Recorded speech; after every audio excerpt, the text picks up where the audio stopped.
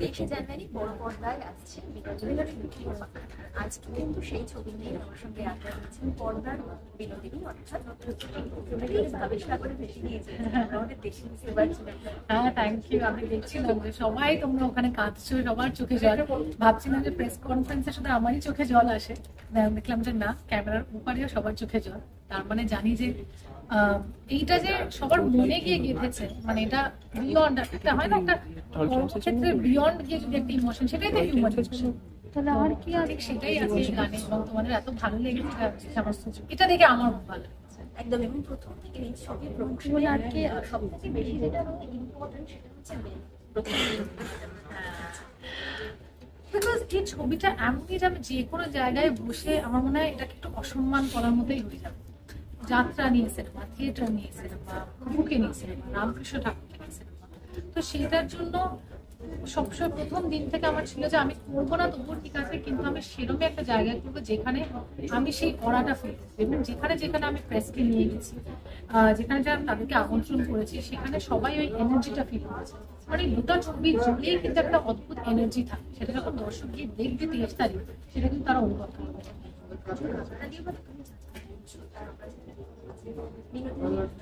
অভিনয় জীবন সেটা হচ্ছে গিয়েছে তাকে নিয়ে যে ছবিটা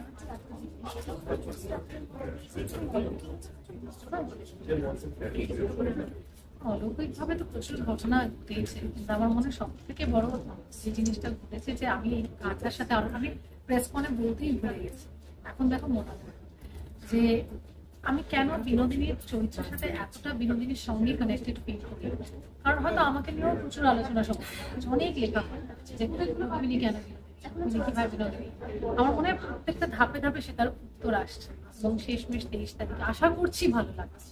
আশা করছি যে ভুল ত্রুটি আসলে মানুষ মানুষেরই হয়, কিন্তু আমি কেন রিলেট করি, কারণ বিনোদিনীও যখন শ্রী চৈতন্য মহাপ্রভু করেছিলেন, সেটার জন্য যখন নিজে তালিম নিচ্ছিলেন, তখন কিন্তু গোটা সমাজ ঠিক এইভাবেই তার ছিল, এবং তাকে এতগুলো সমালোচনা এবং আলোচনার সম্মুখীন হতে হয়েছে।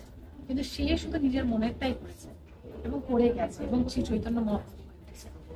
সেভাবেই হয়তো রুক্মিণীও আজকে এত কথাবার্তা আলোচনা সবকিছু কোনো কিছুতেই কান না দিয়ে আজকে কাজটাতে মন দিয়েছে এবং মন দিয়ে কাজটা করেছে। তাই হয়তো যখন এরকম একটা গান হয় তখন সবাই ক্যামেরার ওই দিকে সবার চোখে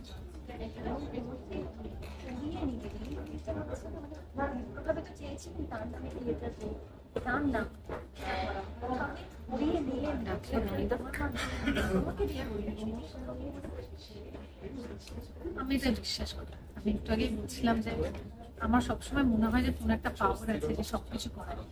যেরকম আমরা ভগবানকে যদি তুমি কি ভগবানকে দেখেছ না, তুমি ভগবানকে বিশ্বাস করো, হ্যাঁ, ঠিক সেরকম ভাবে আমার বিশ্বাস যে এই পুরো যাত্রাটা না কেউ একটা উপর থেকে লিখে রেখেছে এবং পড়িয়ে যাচ্ছে বারবার যে এটা হবে, এবং তারপরে তাকে এতটাই কষ্ট করে এই নামটা অর্জন করতে হবে। বিনোদিনী কিন্তু এরকম ভাবে আমার হাতের মুঠোয় আসে, কিন্তু আমাকে অনেকক্ষণ ধরে কষ্ট করিয়েছে, পা ভাঙিয়েছে, জ্বর করিয়েছে, প্রডিউসারকে সরিয়ে দিয়েছে, আমার শরীর খারাপ করেছে, আমার টিমের শরীর খারাপ করেছে, রিলিজ হবে কি হবে না ভাবিয়েছে, অনেক কিছু বারবার পরীক্ষা করেছে, বারবার দর্শকের অনেক কথাবার্তার সম্মুখীন হয়েছে। আমিও যদি অসম্মানিত হয়ে থাকি, তোমাকে ওই জায়গাটা হতে হবে, বিনোদিনী হওয়ার জন্য তোমাকে সেই জায়গাটা অর্জন করতে হবে। এবং উনি বারবার টেস্ট করেছেন যে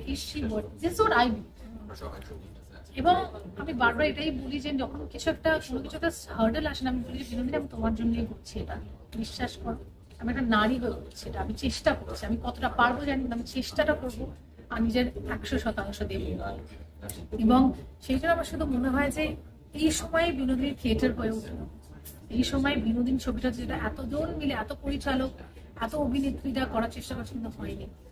এবং সবকিছুই কোনো কিছুই কাকতালীয় না, সবটাই লেখা।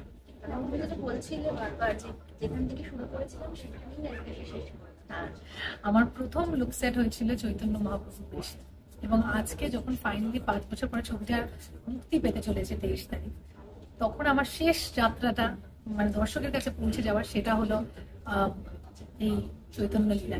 তো অবশ্যই বলে না, তার শেষ ভালো তার সব ভালো, কিন্তু আমার শুরুটাও ভালো ছিল, শেষটাও ভালো। নতুন এসছে থ্যাংক ইউ অসাধারণ। থ্যাংক ইউ থ্যাংক ইউ আমরা বেগর হয়ে গেছি। Thank you.